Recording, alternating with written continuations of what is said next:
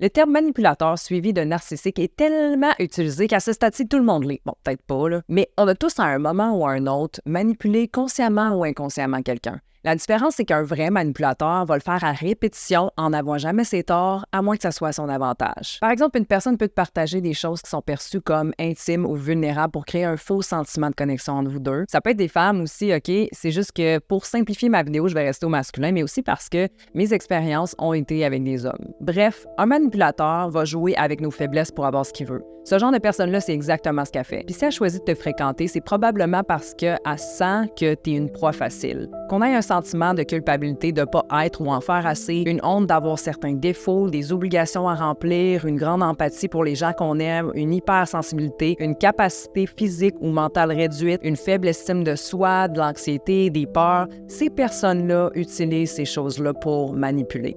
Pourquoi? Parce qu'à un certain stade de leur vie, certains besoins de base n'ont pas été comblés. La manipulation est un outil qui leur permet maintenant de contrôler le narratif qui leur donne l'illusion que ce besoin est comblé, tout ça au détriment de la personne qui se fait manipuler.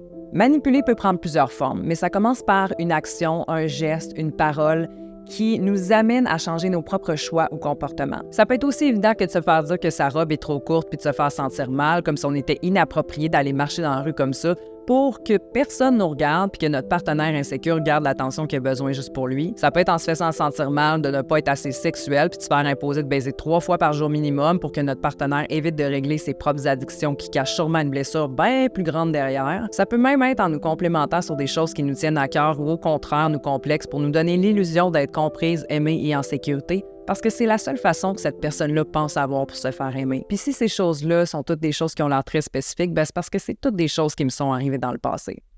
Je parlais justement à mon frère récemment d'un de mes ex, à quel point j'avais pas vu que je m'avais fait manipuler, que j'étais vraiment surprise parce que j'avais appris. Puis savez-vous ce qu'il m'a répondu? Que pour lui, c'était fucking évident que cette personne-là était un manipulateur, puis qu'à mon âge, j'aurais dû le voir aussi. Pas vraiment le genre d'affaire qui fait plaisir à entendre, mettons. First, je veux juste préciser que ton âge a peu à voir là-dedans. Je reçois beaucoup de messages de femmes qui me disent « J'ai 40 ans, j'ai 45 ans, j'ai 36 ans, je me suis fait laisser, il m'a fait ci, ça, j'ai rien vu venir. » Puis même si je compatis et que, en quelque sorte, je m'identifie aussi à ce genre d'histoire-là, j'ai l'impression qu'on prend pour acquis qu'on mérite un certain respect instantané de la vie juste parce qu'on vieillit. Mais la vérité, là, c'est que si on ne deal pas avec nos traumas, nos insécurités, notre amour de soi-même, puis les gens qu'on laisse rentrer dans notre intimité, bien, on va continuer de vivre des situations comme ça. Que ce soit à 50 ou 20 ans, tout le monde peut vivre ça. Mais c'est aussi notre responsabilité d'apprendre de ça pour revenir à soi dans ces moments-là et se demander, OK, pourquoi je vis ça et ne pas reproduire les mêmes choix qui ont mené à ça. Je me rappelle quand j'étais encore avec un de mes ex, on savait partager le pourquoi ça marcherait pas entre nous deux. S'il y avait quelque chose qui marcherait pas, dans le fond, ça serait quoi? Puis moi, de dire, ben, j'ai peur que tu me manipules. I fucking knew. Je le savais qu'il était hyper intelligent puis qu'il jouait avec les désirs des gens pour avoir ce qu'il veut. Puis à la fin de cette relation-là, je me sentais tellement dépouillée que je commençais à même plus me reconnaître. Je me sentais comme une esclave pas capable de quitter. C'était fucking bad. Mais pas assez bad pour que j'apprenne de ça puis que je quitte un autre ex dans nos débuts quand il m'a littéralement dit que son ex le décrivait comme un manipulateur narcissique. J'avoue que des fois, c'est pas aussi évident que ça. Surtout au début, quand la personne essaie de te convaincre de la choisir ou encore si le manipulateur est aussi un menteur. Puis encore plus si t'es une personne qui fait confiance facilement puis qui est hyper empathique comme personne. Mais selon mon expérience, il y a toujours des signes. Comme par exemple, ne jamais se sentir assez. Être pas mal tout le temps la personne qui fait des compromis pour accommoder l'autre. Prendre des décisions qu'on pense être les nôtres mais que l'autre ferait pas pour nous. Avoir l'impression d'en demander beaucoup, ne pas se reconnaître, rester avec une personne qui nous attire pas physiquement ou que la connexion est pas vraiment là. Se demander constamment pourquoi une personne nous aime ou si elle nous aime vraiment pour qui on est. Avoir l'impression qu'on profite de nous et de nos ressources, que ce soit énergétiquement, financièrement, publiquement ou sexuellement. Sentir que les chicanes sont tout le temps de notre faute ou au contraire, ne jamais chicaner parce que l'autre préfère rien dire pour continuer d'avoir ce qu'il veut. Ne pas pouvoir publier de photos de vous deux ou de cette personne-là sur les réseaux sociaux. Puis là, je sais que ça peut paraître d'un signe normal. Effectivement, c'est pas tout le monde qui veut partager sa vie publiquement, mais spécifiquement les manipulateurs menteurs parce que ils veulent pas que les gens en sachent sur leur vie puis puissent utiliser ça éventuellement contre eux ou encore parce qu'ils veulent pas que les gens avec qui ils couchent autres que toi le voient sur les réseaux. Je sais pas pourquoi je ris. Pas drôle. Voir deux côtés de cette personne-là, c'est aussi un signe. En public, c'est souvent des gens que tout le monde aime, mais avec toi, c'est différent. Il y a une limite à ce que l'autre peut cacher si on est souvent avec, mais on préfère souvent s'accrocher soit à l'opinion des autres ou à ce qui fonctionne dans la relation ou à ses qualités ou à ce qu'il nous apporte ou à ce qu'il nous dit au lieu de comment on se sent. Puis by the way, la personne n'a pas besoin d'être méchante. Elle peut simplement être absente ou donner le minimum, mais te convaincre que tu overreact. Tu peux être vraiment en crise puis déçu de certains ajustements, mais cette personne-là va toujours avoir les bons mots pour te convaincre de rester, puis surtout, va continuer ses ajustements. Je sais pas si c'est parce qu'on pense qu'avec nous, ça va être différent, ou parce qu'on s'en crisse au début puis qu'on finit par s'attacher, ou parce que la personne nous convainc quelque part là-dedans, ou encore qu'on a tellement besoin de ce qu'on pense que la personne nous donne qu'on n'est pas capable de quitter. Mais câlisse, faut se réveiller, là. On n'est pas des victimes, on est simplement des personnes qui laissent d'autres personnes nous manquer de respect, puis c'est extrêmement dommageable pour notre estime de nous-mêmes, qui a déjà besoin de se faire remonter. La vérité, c'est que tu gagneras jamais avec un manipulateur. Les chances sont super minces que cette personne-là change, vraiment statistiquement parlant. J'ai regardé, puis il n'y a pas vraiment d'espoir. Même si t'en as, toi, de l'espoir, même si t'es une personne hyper empathique, qui comprend pourquoi cette personne-là fait ce qu'elle fait, parce qu'elle a vécu donc bien un passé traumatique, puis tu veux donc bien l'aider. Rester améliorera pas tes chances avec elle. Ça va juste faire en sorte que cette personne-là va avoir plus de temps pour apprendre à te connaître, plus de temps pour apprendre comment te manipuler, plus de temps pour en profiter, plus de temps pour que toi, tu te perdes là-dedans. La vérité, là, c'est que tant et aussi longtemps que tu vas rester dans cette situation-là, tu seras jamais heureuse puis tu seras jamais en paix. Fait qu'on fait quoi? Bien, aujourd'hui, on va faire quelque chose d'un peu différent. On va respirer ensemble. Puis non, c'est pas une joke. J'utilise beaucoup le mouvement puis la respiration pour me libérer de mes shit puis revenir à ce qui est important pour moi. Fait que t'es pas obligé de le faire. Par contre, si t'es rendu ici dans la vidéo, bien, je t'invite à t'ouvrir parce que ça va probablement te faire du bien. Puis honnêtement, qu'est-ce que t'as à perdre? Donc, je vais vous expliquer la technique, puis ensuite, on va la faire ensemble. En gros, on va fermer les yeux, on va inspirer par le nez, on va retenir l'air pendant 3 secondes, on va l'expirer par la bouche. Quand vous inspirez et expirez, soyez conscient de remplir votre ventre et vider votre ventre parce qu'on respire beaucoup par le cœur.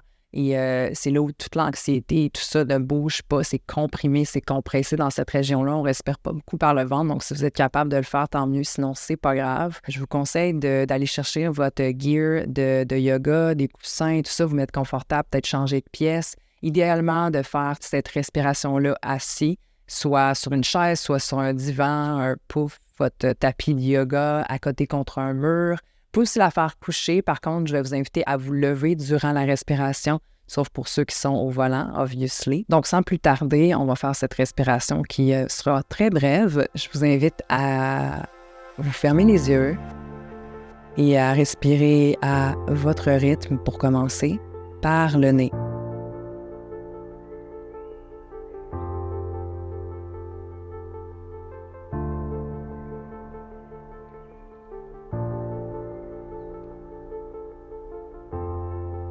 Donc, quand vous êtes prêt, vous allez expirer par la bouche toute l'air que vous avez à l'intérieur de vous présentement.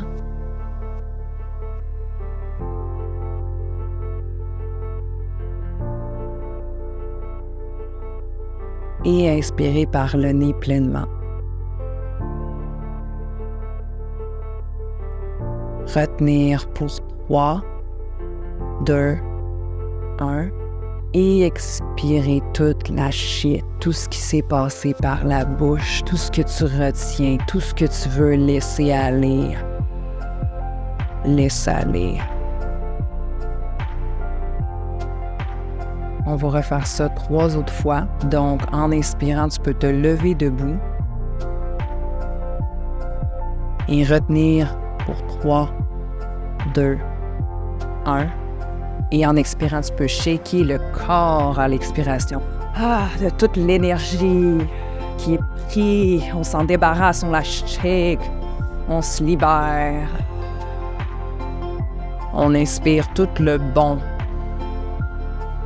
tout ce qu'on mérite, tout l'amour qui existe. On la retient, on retient cette belle énergie, on la laisse nous envahir pour 2. Et on relâche avec un son ou un cri à l'expiration. Sentez-vous à l'aise, laissez-vous aller. Laisse tes voisins, tes parents, tes colocs t'entendre. C'est correct d'entendre quelque chose de différent de temps en temps. Une dernière fois, on inspire. Et on laisse aller à l'expiration tout ce qui reste. Shake, fais du bruit, laisse aller. Tu peux soit le refaire une dernière fois à ton propre rythme ou te rasseoir si tu es debout, garder les yeux fermés présentement.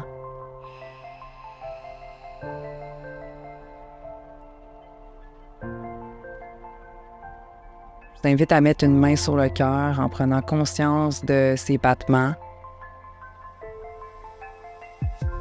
à revenir à l'intérieur de vous et à vous demander comment je me sens. C'est quoi mon besoin?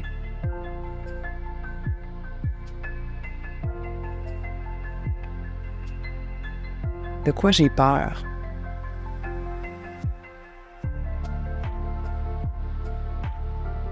Puis laissez les réponses venir à vous naturellement. Si elles ne viennent pas, c'est correct aussi, mais c'est une belle occasion de prendre conscience de qui on est. Savoir c'est quoi nos faiblesses, nos peurs, ce qu'on pense avoir besoin en relation puis de ne pas être capable de se donner.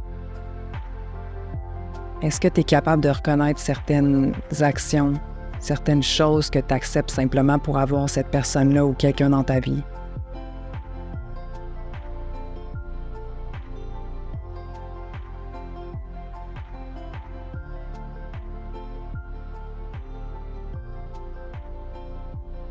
Quand vous êtes prêt, vous pouvez rouvrir les yeux, si ce n'est pas déjà fait.